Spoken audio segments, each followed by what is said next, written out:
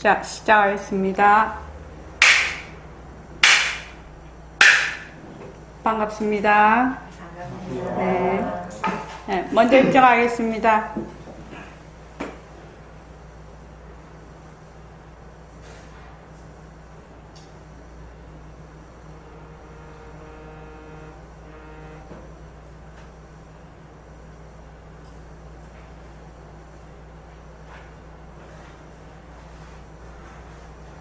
말하고 듣는 이 자리가 바로 당장의 마음입니다.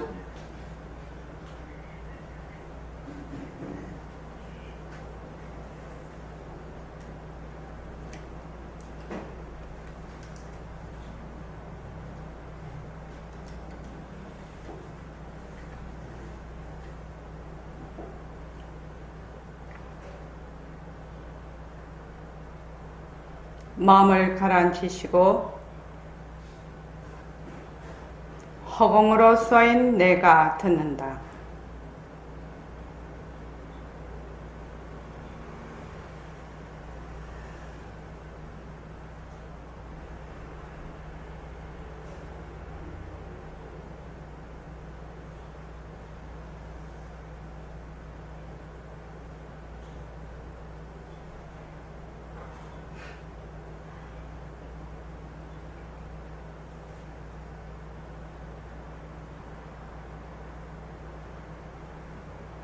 손가락을 세우시고 자기 소리를 들으면서 합니다.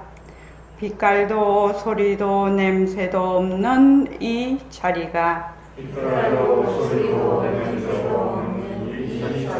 무정물인 손가락을 까딱까딱 한다. 빛깔도 소리도 냄새도 없는 이 자리가 무정물인 귀로 듣는다. 빛깔도 소리도 냄새도 없는 이 자리가 무정물인 입으로 말한다. 이 자리가 밥 먹고 일하고 이 자리가 공부하고 꿈꾸고 이 자리가 성내고 욕심내고 이 자리가 좋아하고 싫어한다. 빛깔도 소리도 냄새도 없는 이 자리가 무정물인 몸뚱이를 굴린다. 빛깔도 소리도 냄새도 없는 허공으로 서인 나는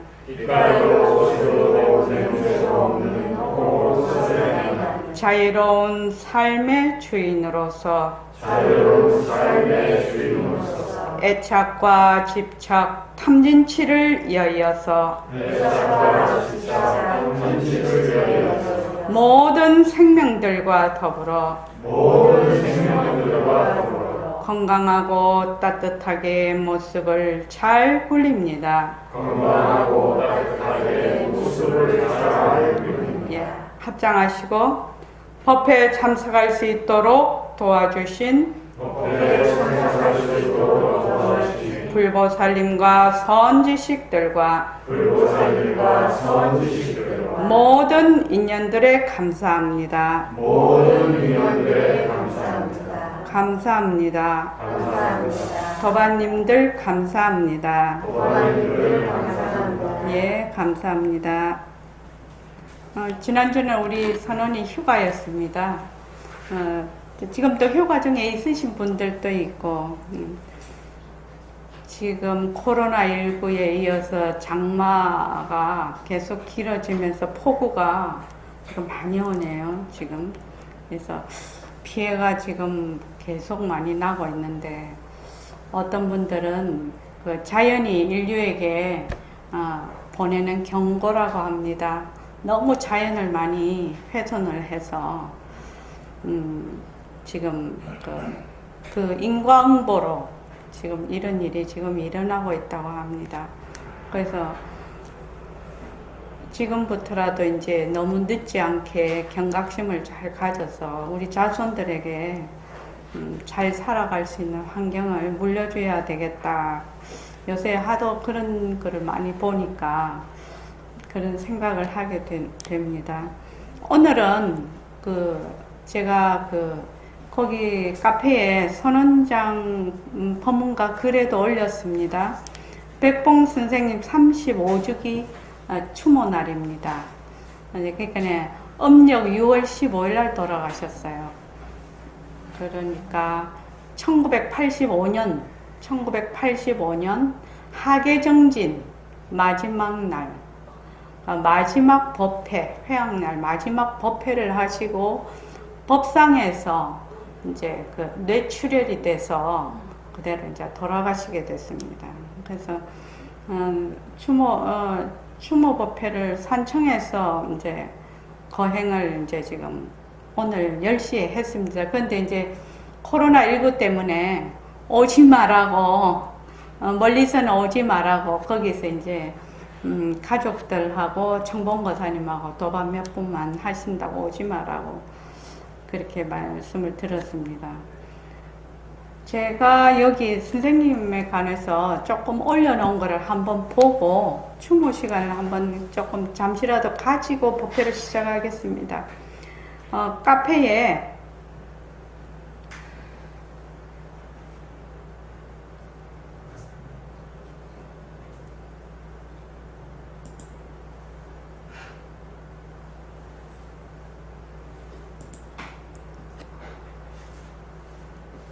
카페에 보면은 선원장 법문가 글이라는 데 있습니다.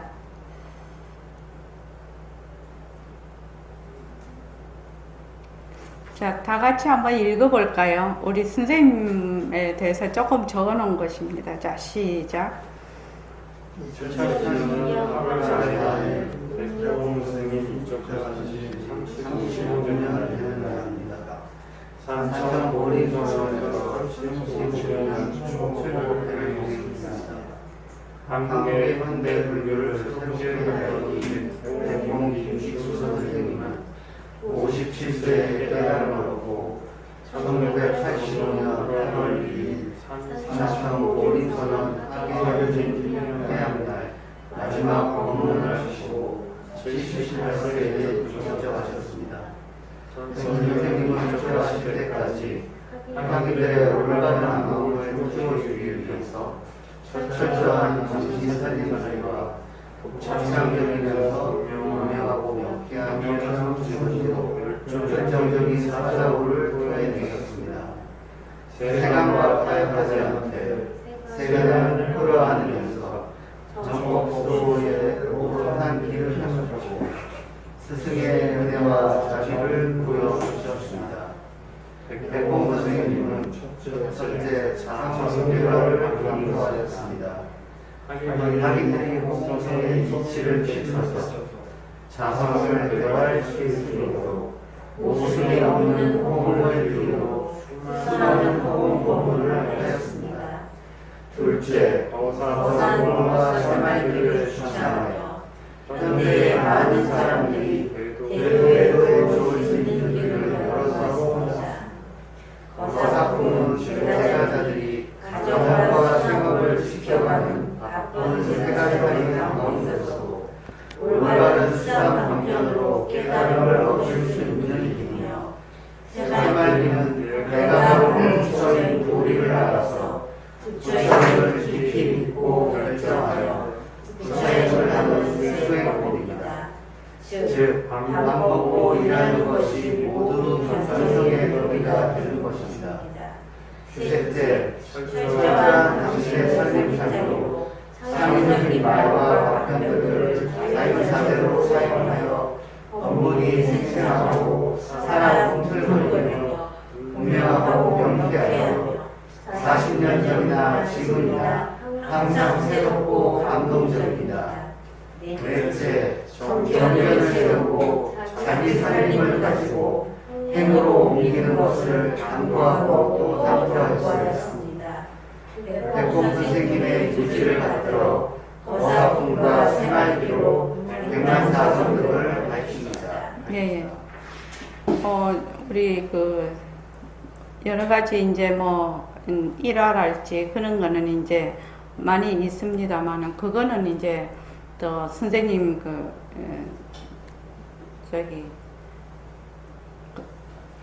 은초거사님 적으신 그 책을 보면 알 수가 있고, 여기는 이제 백봉 선생님의 그 법문의 특징, 또 백봉 선생님이 어떻게 저희들에게 당부를 하시고 어떤 가르침을 주셨는가를 좀 간단하게 그냥 네 가지를 한번 적어봤습니다.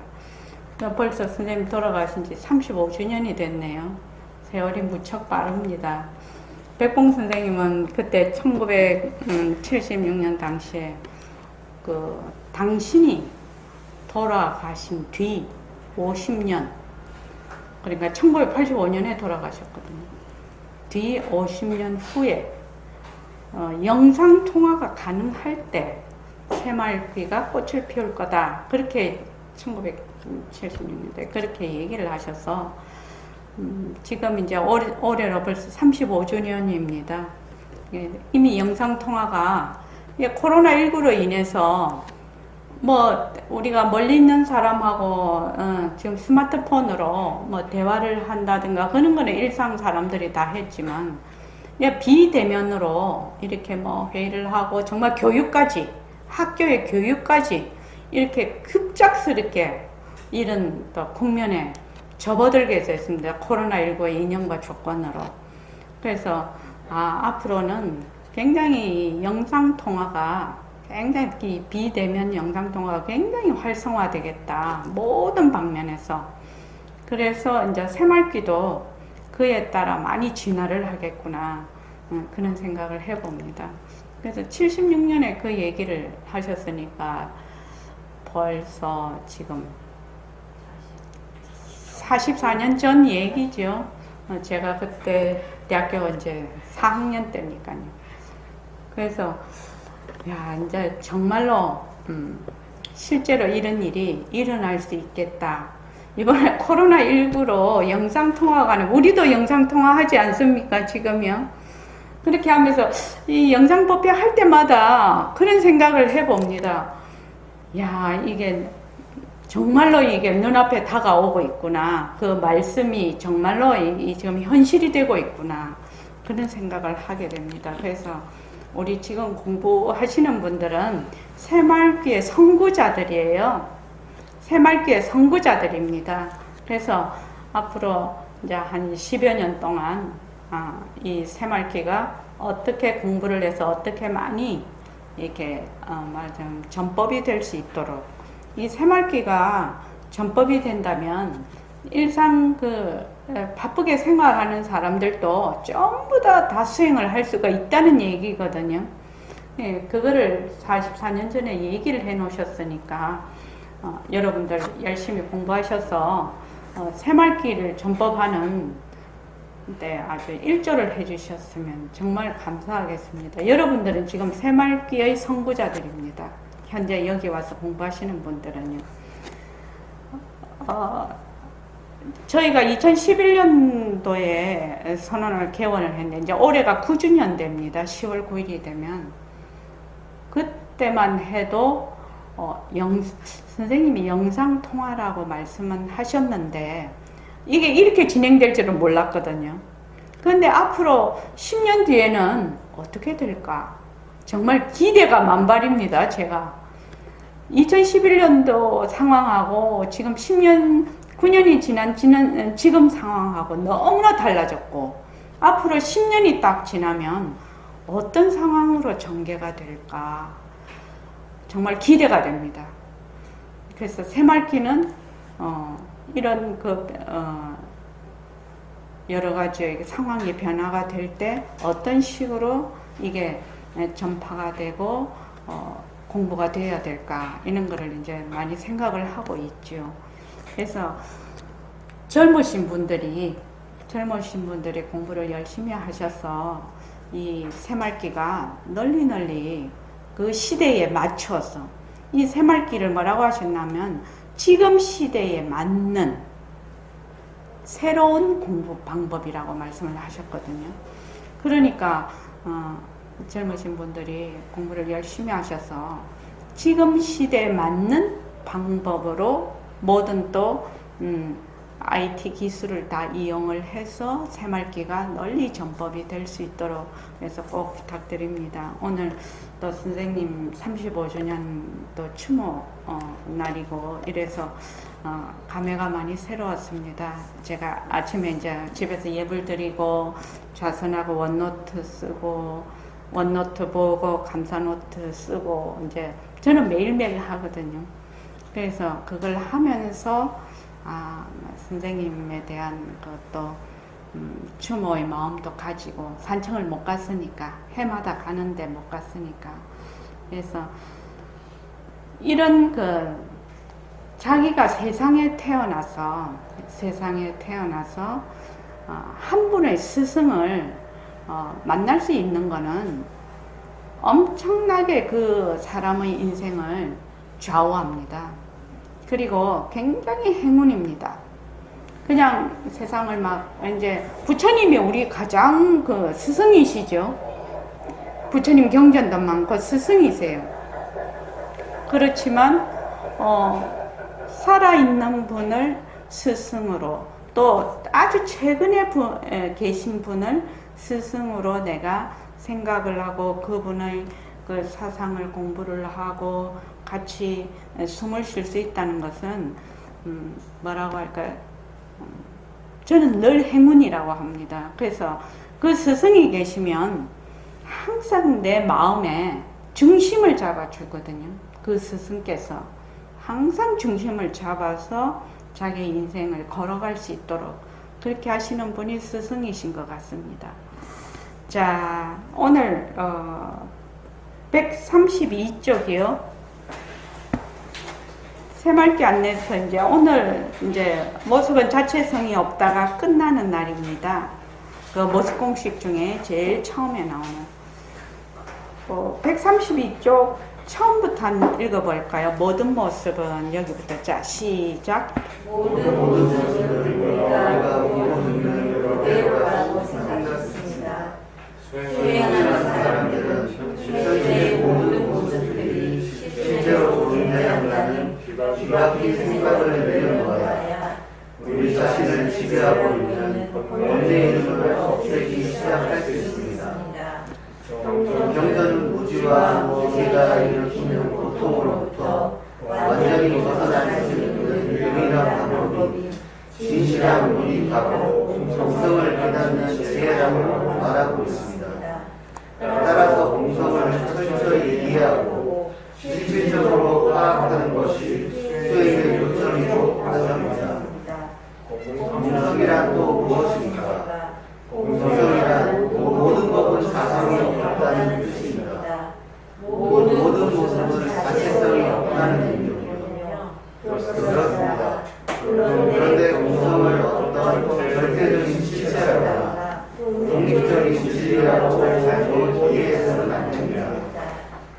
공성이라고 하니까 공성이라는 것이 있는 듯한 생각입니다. 우리는 보고 듣고 느끼는 고정불변한 모습이 있다고 오해하는 경우가 많습니다.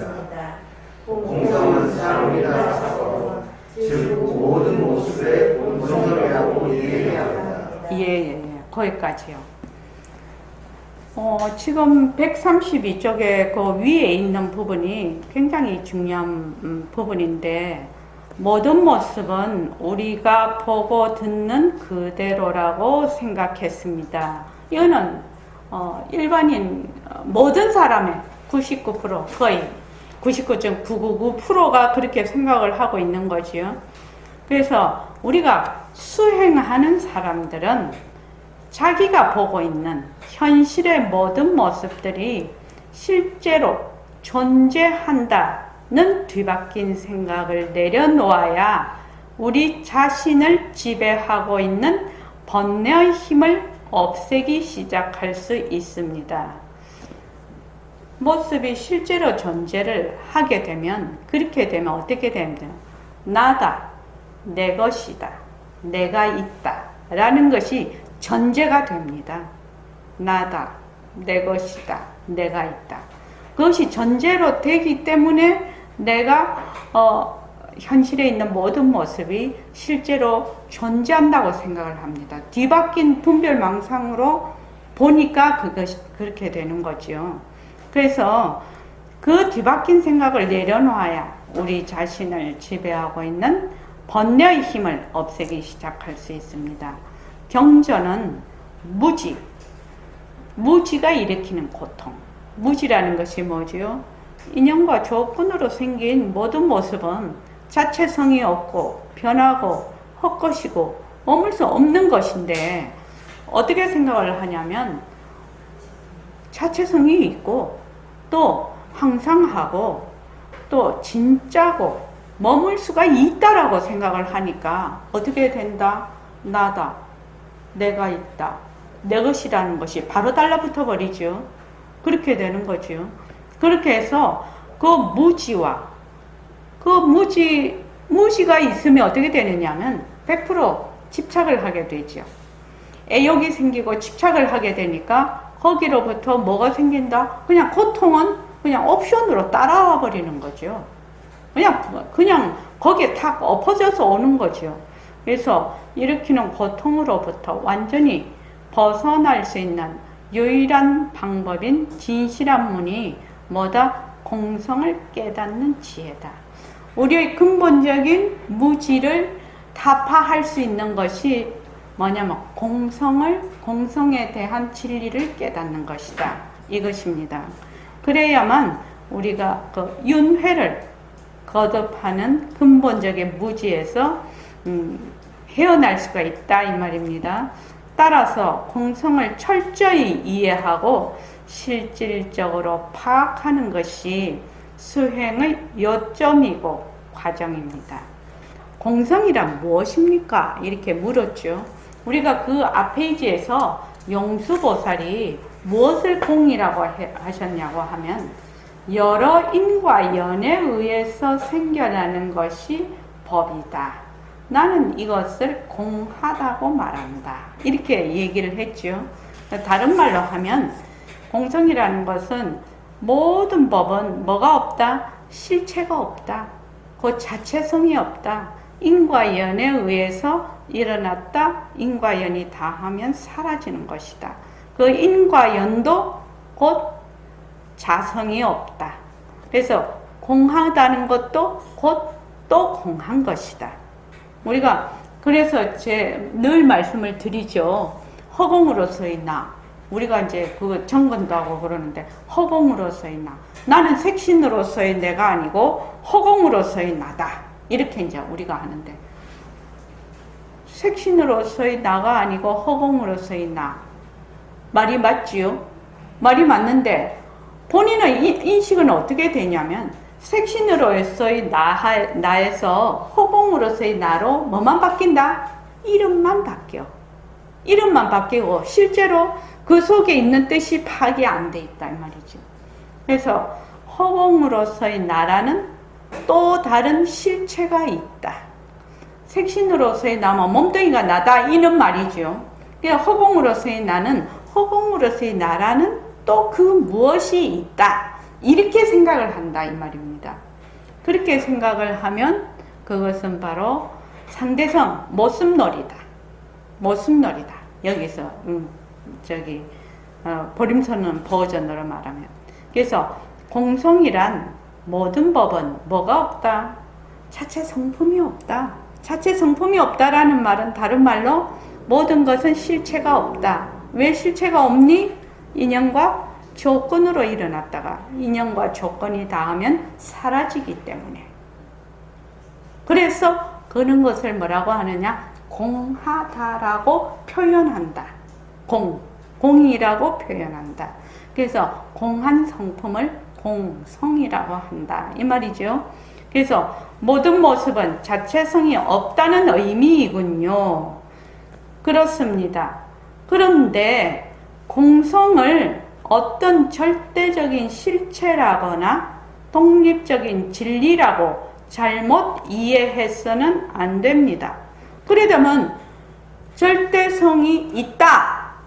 절대성과 상대성 이렇게 했을 때 절대성이 있다. 이러면 절대성이라는 것은 모습 없음인데 불생불멸이고 모습 없음인데 절대성이 있다 하면 바로 그 자리에서 뭐가 된다? 절대성이 상대성이 돼버리죠. 모습이 돼버립니다. 이것도 마찬가지죠. 공성이라는 어떤 절대적인 실체라거나 독립적인 진리라고 잘못 이해해서는 안 됩니다. 절대적인 실체나 독립적인 어떤 진리가 있느냐? 그런 것은 있는 것도 아니고 없는 것도 아니라는 그런 뜻입니다. 이게 지금 공성이라고 하니까 공성이라는 것이 있는 듯한 생각이 듭니다. 예, 공성도 뭐하다? 공한 것이다. 그것이 절대적인 실체나 독립적인 진리가 아니다. 그 이름이 공성이다. 이 말이죠. 그래서 우리는 보고 듣고 느끼는 고정불변한 모습이 있다고 오해하는 경우가 많습니다. 우리가 보는 놈, 듣는 놈, 말하는 놈 이렇게 주로 얘기를 하지요. 그 성품자리를 가리킬 때 보는 놈이 있고 듣는 놈이 있고 말하는 놈이 있고 이렇게 생각을 한단 말이지. 왜 그러냐면은 기본적으로 우리는 늘 내가 있다라는 그 생각에서 잘 헤어나지를 못해요. 이 생각이 내가 있다라는 이 생각에서 잘 헤어나지를 못하니까 말만 하면 어떻게 한다? 거기 달라붙는 거지요. 하는 자가 늘 있는 거지요. 그래서 실제로 보는 놈, 듣는 놈, 말하는 놈은 보는 자가 없고 듣는 자가 없고 말하는 내가 없는 자리를 바로 성품자리라고 하는데 그게 잘 안 된다 이 말이죠. 그래서 백봉 선생님이 늘 법문을 하실 때 어떻게 법문을 하냐면 몸뚱이 변하는 거 알아야 몸뚱이 가짜인 거 알아야 너가 진짜로 공부를 할 수 있다. 그 몸뚱이가 가짜인 줄 알아야 그 가짜 중에서 진짜를 드러낼 수 있다. 라고 늘 말씀을 하셔요. 그런데 이것이 매우 중요한 포인트라요. 매우 중요한 팁이라요. 만약에 이 색신이 변하고 헛거지고 가만히 생각해서 쉼없이 변해서 쉼없이 변해서 이것이 사라져버리는 것이구나 라고 내 몸뚱이에 대해서 자기가 정확하게 이해를 하고 파악을 하고 실질적으로 자기가 느낀다면은 몸뚱이가 정말로 그러니까 몸뚱이를 나라고 할 수가 없겠네. 또 눈으로 보고 귀로 듣는 모든 그 것들이 내 마음이라고 할 수도 없겠네.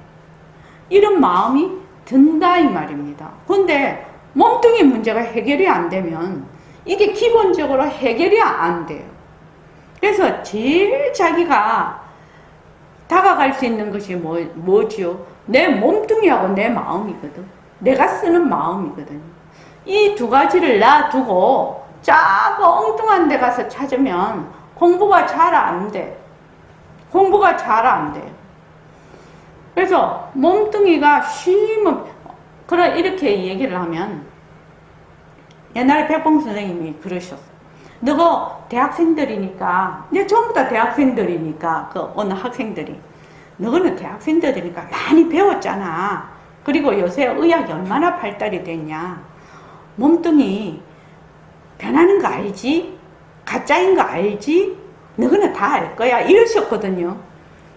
그래서 몸뚱이 진짜 주인은 흰피털, 흰피털 적혈구, 백혈구, 빨간 피털, 백혈구, 적혈구, 세포가 진짜 주인이지 네가 진짜 주인이 아니야.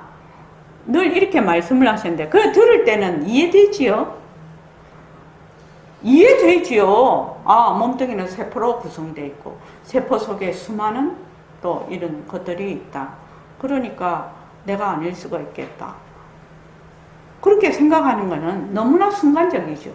그런 얘기 들을 때 너무 순간적인데, 늘 내가 있다라는 것이 어디다가 뿌리를 두고 있냐?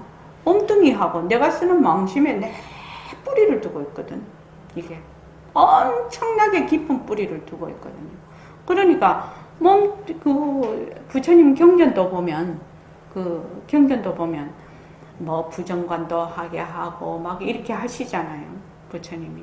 그리고 몸뚱이 변하는 걸 이제 저기 사념처의 신수신법이라고 제일 먼저 몸이 변하는 것서부터 관찰하라고, 그 앉고 서고 뭐 어떻게 아프고 뭐 이런 걸 다 관찰을 하라고 하는 이유가 그거라는 거죠. 왜냐면 요 몸뚱이하고 저는 그거 내가 쓰는 마음도 두 번째라고 생각해요. 몸뚱이 문제가 자기가 확실히 여기에 대해서 깊이 관찰을 하고 사유를 해서 이것이 자기 마음에 정말 느낌으로 다가오지 않으면 그 나다, 내 것이라는 뒤바뀐 생각, 착각, 깊은 무지라고 합니다. 그건 깊은 무지거든요. 그 무지에서 헤어날 길이 있을까? 있을 수 있을까? 이런 생각을 합니다. 그런데 이제 보림선언에만 오면 백봉 선생님이 몸뚱이 갖고 얘기를 하시거든. 한 시간 법문을 하시면 한 번도 안 하신 적이 없어. 그러면 이제 우리는 이제 자꾸 들으면 외우잖아요. 학생들이. 그 법문 자꾸 들으면 외워서, 아, 우리 선생님 또 흰빛들, 뭐 빨간빛들 얘기하시고 세포 얘기하신다. 우리 웃으면서 그랬는데, 얼마나 당신이 그거를 구구절절하게 말씀을 하시는지, 정말로 그때는 그렇게까지 마음에 안 와닿았어요. 아, 몸뚱이 변하는 거, 몸뚱이 세포로 구성되어 있는 거 다 알 수가 있다 이 말이지. 그런데 그것이 네가 실제로 느끼고 실제로 체험하냐? 얘는 별 문제라는 거예요. 전혀 별 문제라는 거예요. 그런데 이제 그걸 건성건성으로 자기가 해서 넘어가 버리면 공부가 진행이 안 돼. 그래서 이제 제가 이제 그 선원장을 맡으면서 그 공부를 쭉 해온 거를 이제 생각을 해보니까, 아, 백봉 선생님이 이 몸뚱이 문제를 이렇게 정말로 매 법문 시간마다 이렇게 얘기하신 이유가 있구나, 이런 생각을 하게 됐어요. 우리가 그 세상 살면은 뭘로 살아요? 몸뚱이로 다 살거든요. 사실은 몸뚱이 조금 아프고 몸뚱이가 핍박을 받거나 몸뚱이한테 뭐 이렇게 나쁜 말을 하거나 하면 우리 어떻게 돼요? 정신 싹 잃어버리죠. 정신 싹 잃어버려요. 공부가 어디 있나요? 싹 다 잃어버려요. 그러니까 이 몸뚱이가 쉬지 않고 변한다. 이 쉬지 않고 변한다는 것이 매우 중요한 얘기입니다. 쉬지 않고 변하기 때문에 어느 한순간도 나라고 할 것이 없다. 나다, 내가 있다, 내 것이다 할 것이 없다. 이것이 매우 중요한 공부의 요점이라요. 공부의 요점이에요. 그래서 이제 우리가 세상을 살아가면서 뭐 여러 가지로 지금 일을 하고 있고, 뭐 아프기도 하고, 뭐 어떤 현상도 오고, 뭐 이렇게 하는데, 사건도 있고 이러는데, 그때마다 자기가 만약에 몸뚱이가 정말 내 것이 아니고 나가 아니다 라고 하면 몸뚱이로 인해서 일어나는 망심도 굉장히 많이 제어가 됩니다. 사실은요. 저분이 이제 나를 보고 이제 상대방이 나를 보고 욕을 해. 누구 보고 욕해요? 내 몸뚱이 보고 욕하지요. 그러면 나는 내 몸뚱이는 내가 아니니까 저분이 욕을 해도 돼요. 허공에 대고 욕하는 거 똑같지요. 사실은. 근데 우리 그렇게 안 됩니다. 조금 뭐 이렇게 하면은 뭐 아주 난리 나버립니다. 그거. 그래서 몸뚱이가 나다라는 이 깊은 무지, 깊고 깊은 번뇌, 이것이 어떻게 공부하는 단초가 된다. 공부하는 말하자면 시작점이 된다. 이렇게 해도 과언이 아닐 것이다. 거기에서 나라는 것도, 내가 있다라는 것도, 내 것이라는 것도 본인이 스스로 체험하게 된다는 겁니다. 그래서 몸뚱이가 쉼없이 변한다. 말은 되게 쉽거든요. 몸뚱이 쉼없이 변하는 거 모르는 사람 여기 아무도 없어요. 전부요. 근데 실제로 몸뚱이 쉼없이 변하는 거 아냐? 진짜로 몰라요. 그거를 모르고 그 위에서 어쩌고 저쩌고 오만 뭐 얘기하고 뭐 법문 이론 다 해봐야 밑에가 뭐예요? 사상 누각이에요. 모래성 쌓는 거예요. 모래성 쌓는 거라고. 그래서 내 몸이 정말 내라고 하고 있는, 내 것이라고 하고 있는 지금 이 몸이 쉼없이 변한다. 쉼없이 변하고 있다. 그래서 이것을 나다, 내가 있다, 내 것이다 라고 할 것이 없구나. 이것을 아는 것이 매우 중요합니다. 여러분들 제가 이제 그 선원장 이 중책을 맡으면서 모습 공식을 하게 된 이유도 이 말하자면 기초를 튼튼하게 해서 이게 공부가 되어야지 그냥 이게 위에서 떠버리면 무너지는 것은 금방이라는 것이에요. 무너지는 건 금방입니다. 그리고 실제로 생활 속에서 적용도 안 됩니다. 그래서 무엇을 하든지 하는 내가 없어. 볼 때도 보는 내가 없고, 들을 때도 듣는 내가 없고, 말할 때도 말하는 내가 없어야 진짜 공부거든요, 사실은요. 그렇게 하려면 보는 내가 없고, 말하는 내가 없고, 듣는 내가 없으려면 무엇이 제일 먼저 내가 알아야 되느냐? 몸뚱이 쉼없이 변하는 것을 알아야 된다. 몸뚱이는 쉼없이 변해서 정말로 내 것이라고 할 것이 없다. 나라고 할 것이 없다. 여러분들 꼭 이 점을 꼭 잘 기억하시기 바라고 꼭 실질적으로 파악하시기 바랍니다. 그 다음에 그 박스에 있는 얘기 한번 읽어볼까요? 여기 자체성이 없다 해서 굉장히 중요한, 요거 이제 제가 만들어 놓은 얘기인데 한번 읽어보시죠. 시작.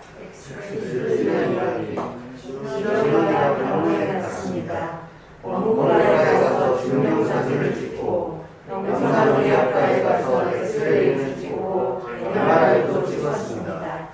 카메라로 찍은 영상과 엑스레이를 찍은 영상, MRI 영상이 각각 다릅니다. 왜 같은 사람을 찍은 영상이 다 다를까요? 어떤 영상이 진원이의 진짜 영상 모습일까요? 진원이는 원래 어떤 모습일까요? 네. 앵글 맞춰봅시다. 요거는 그림을 그리면서 얘기를 해야 됩니다.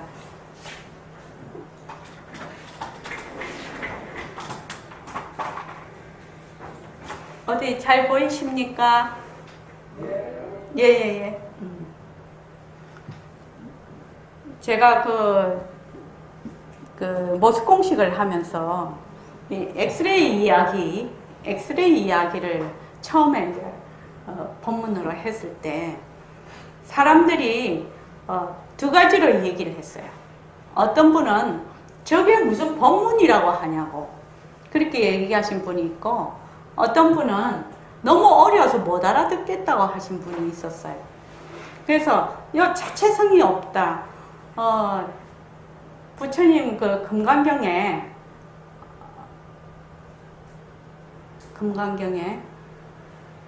약견재상 비상 직견열애라는 거 있죠. 그 앞에 뭐지요? 범소유상 계시 허망 약견재상 비상 직견열애. 모든 모습은 범소유상 계시 다 허망한 것이니, 여기까지는 다 이해하시죠? 우리 모습 공식하면 다 이해해요. 허망한 것이니 약견, 만약에 재상, 모든 법을 어떻게 본다? 비상으로 보면 직견열애라고 했거든요. 직견열애 이렇게 돼 있습니다. 그러니까 이 부분은 굉장히 어려운 부분이죠. 위에 거는 알겠어. 위에 거는 무슨 말인지 알겠어. 근데 밑에 거는 도대체 비상이라는 것이 어떻게 봐야 비상으로 보는데, 이 말이죠. 어떻게 봐야 비상으로 보는데. 자, 여기 이제 제가 이 책을 쓰면서 우리 손주 이름을 좀 넣었어요. 진원이가 우리 손주예요. 제 손주. 그래서 진원아, 네가 할머니 책에 주인공이 하나 됐단다. 박스에. 되게 좋아하더라고요. 그래서 진원이가 병원에 갔습니다. 우리 여기 있는 사람 다 병원에 가지요. 병원을 가면은 이제 그 여러 가지 뭐 입원을 시키고 뭐 어떻게 검사를 하고 다 이럴 때 제일 먼저, 요새는 그거 안 찍죠. 옛날에는 사진 찍었습니다. 요새는 안 찍죠. 요새는 안 찍죠. 이거 옛날 이야기네. 그러면 이걸 좀 바꿔야 되네. 그래서 원무과에 가서 여기 이제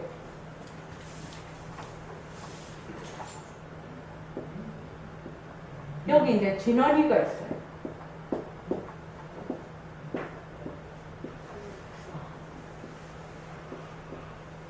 진원이가 있는데, 진원이가 병원을 갔더니 원무과에 가서 차트를 작성해야 된다고 사진을 찍었습니다. 뭘로 찍죠? 카메라로 찍습니다. 카메라로 사진을 찍었습니다. 그래서 그 다음에 영상의학실에 가서 엑스레이를 찍어오라고 합니다. 엑스레이를 찍어오라고 합니다. 그 다음에 MRI를 MRA라고 해야 되죠. MRI를 찍어오라고 합니다. 그 다음에 여기서는 3개만 해놨죠. 자, 여기서는 이제 뭐 전자현미경으로 또 볼 수도 있죠. 요런 걸로. 그랬더니 카메라로 찍으니까 어떻게 됐습니까? 진원이가 어떤 모양이었습니까? 지금 요 모양 그대로 있지요. 지금 요 모양 그대로 진원이가 나타났습니다.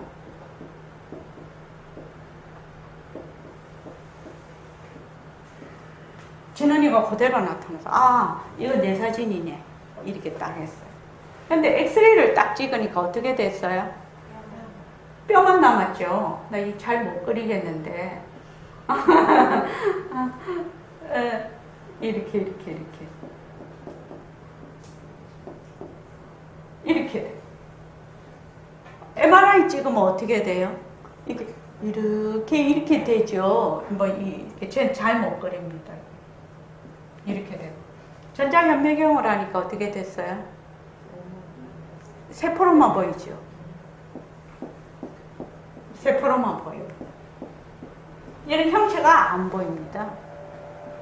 자, 여기서 세 가지 질문이 있습니다. 제일 처음에는요, 왜 같은 사람을 찍은 영상이 다 다를까요? 이겁니다. 1번은요. 자, 수상거사님, 이게 나타나는 영상이 다 다릅니다. 사진이, 그죠? 왜 다 다를까요? 왜 다 다를까요? 각각 다른 도구로 찍었기 때문에 각각 인연과 조건이 다른 거지요. 이 진원이를 보는 인연과 조건이 다른 눈이라고 할 수가 있습니다. 그지요? 인연과 조건이 다른 눈이다. 어떤 영상이 진원이의 진짜 영상 모습일까요? 자, 표고사님, 어떤 영상이 진원이의 진짜 영상일까요?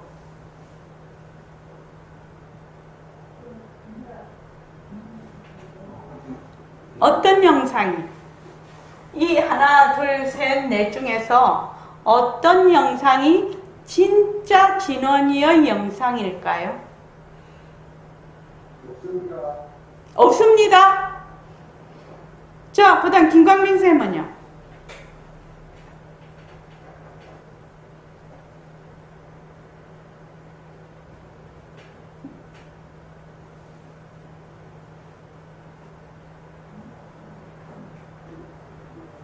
어떤 영상이 진짜 진원이의 영상일까요?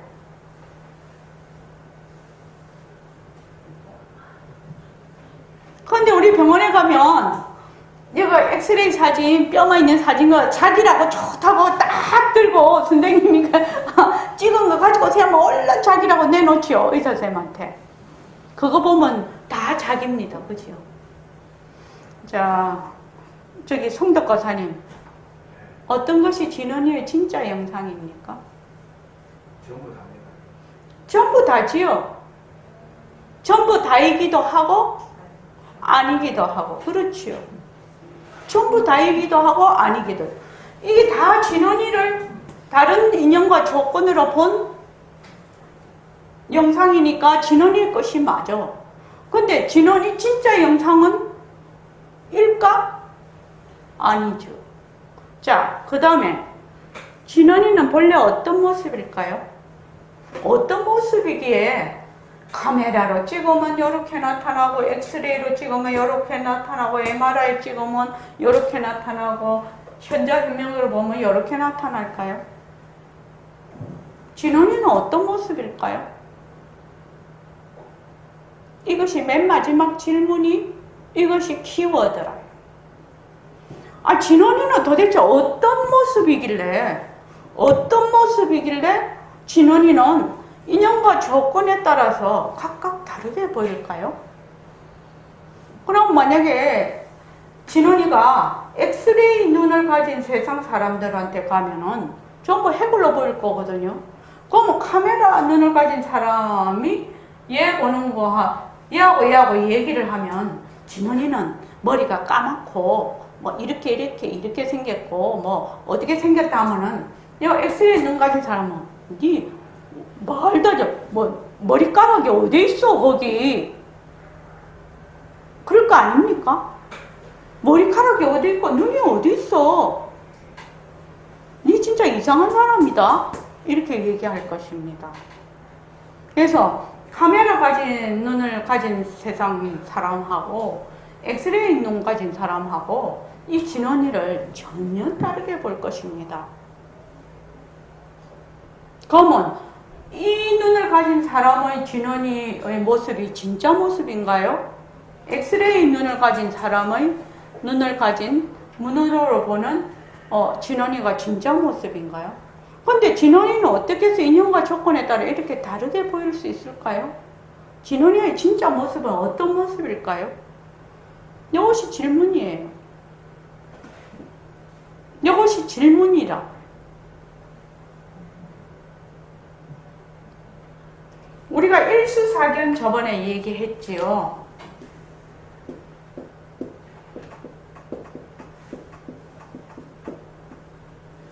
일수사견을 얘기를 했는데 이 물을 보고 4개의 사이클로 보는 거지요. 이 사이클이 다른 겁니다. 그러니까 이거를 이제 동분만견인데 카메라로 보는 눈을 가진 사람의 동분만견, 엑스레이로 가진 사람의 동분만견. 그러니까 이런 그룹들은 이렇게 보지만 그 중에서도 각각 또 표론만견도 되지요. 이것이.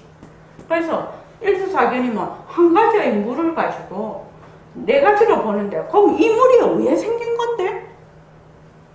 왜 생긴 건데? 이 물의 본래 정체가 무엇인데? 이 말이지요, 지금요. 이 물의 본래 정체가 뭐야? 뭐길래 사이클에 따라서 전부 다 다르게 볼 수가 있느냐? 또 빨간 장미는 무슨 색깔일까?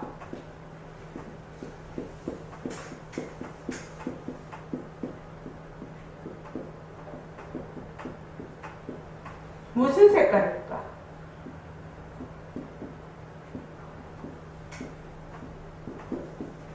빨간 장미는 무슨 색깔이길래 나는 빨간색으로 보는데 다른 사람은 초록색으로 보고 또 다른 눈은 다른 색깔로 보고 다른 색깔로 본다.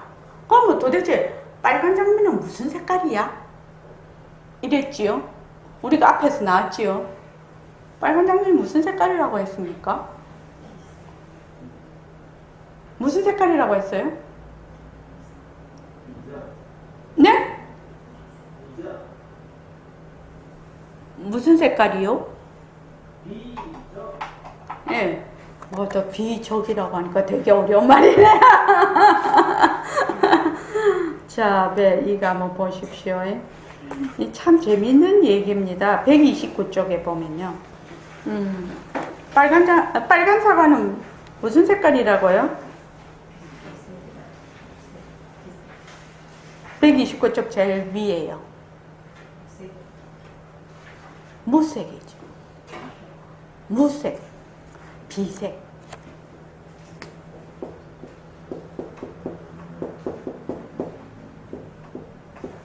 또는 비색이라고 했어요. 빨간 장미는 빨간색이 아니라서 인연과 조건에 따라서 빨갛게 보이는 것입니다.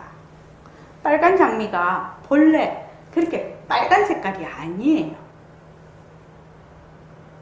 빨간 색깔이 아니기 때문에 어떻게 보인다? 인연과 조건에 따라서 다르게 보입니다. 그래서 이걸 무슨 색깔이라고 하면 무색 또는 비색이라고 합니다. 또 이것도 한번 보죠.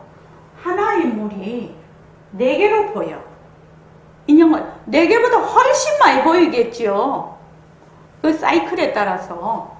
그러면 진원이는 카메라, 엑스레이, MRI, 전자현미경의 눈으로 이렇게 다 보았을 때 전혀 다르게 보여요. 다 사이클이 다른 것입니다. 다르게 보이면 진원이의 본래 모습은 어떤 모습이라고요? 비상이요. 무상, 비상.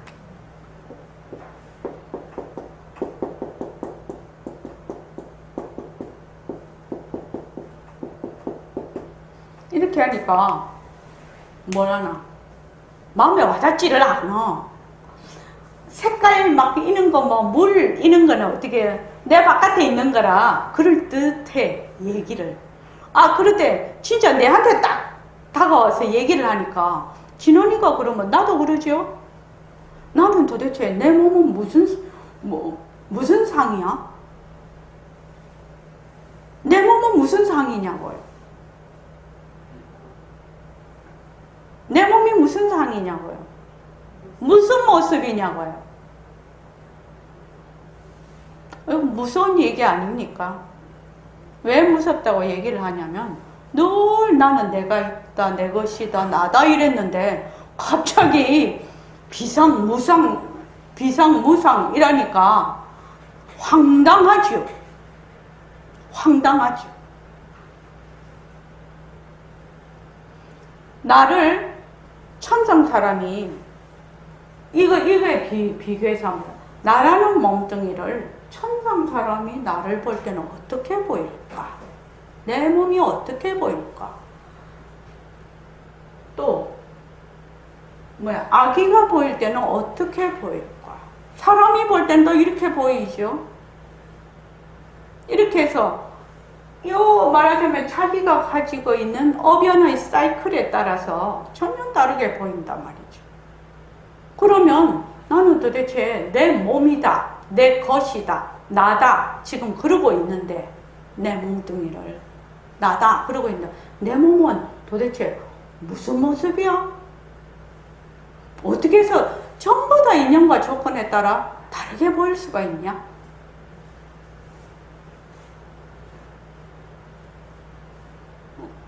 이거는 굉장히 고차원적인 얘기죠. 우리가 지금 생각을 하는 그 상황에서는요.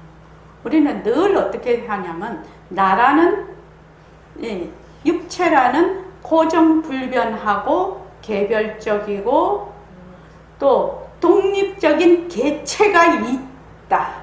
이렇게 생각을 하고 있는 그 고정관념 속에서 이 이야기를 들으면 굉장히 충격적이죠. 그런데 이제 부처님께서 항상 말씀을 하시고 몸은 4대가 합해서 이루어진 것이다. 그래서 4대가 흩어지면 몸도 흩어진다. 4대는 본래 실체가 없어서 본래 공한 것이다. 이렇게 얘기를 하죠. 그러니까 이런 말씀들이 몸뚱이가 변한다라는 사실을, 몸뚱이가 변한다 이렇게 쉼없이 변한다 이렇게 하면은 이런 어떤 육체적인 물체가 있어서 쉼없이 변한다. 그것도 되지요. 그것도 되지만 어변의 사이클에 따라서 전혀 다르게 인지가 된다. 그것도 되는 거죠. 변한다라는 뜻 아니면. 그렇지 않습니까? 굉장히 중요한 얘기니까 여러분들이 이 얘기를 한번 곰곰하게 한번 잘 생각해 보십시오. 이게 한 번에 이해가 되고 한 번에 그러지는 않습니다.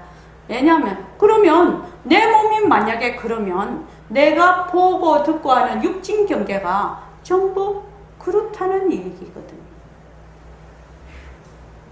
육근도 그렇다는 얘기거든요. 육식도 그렇다는 얘기거든요. 그 엄청난 얘기가 되는 겁니다. 사실은. 그렇죠.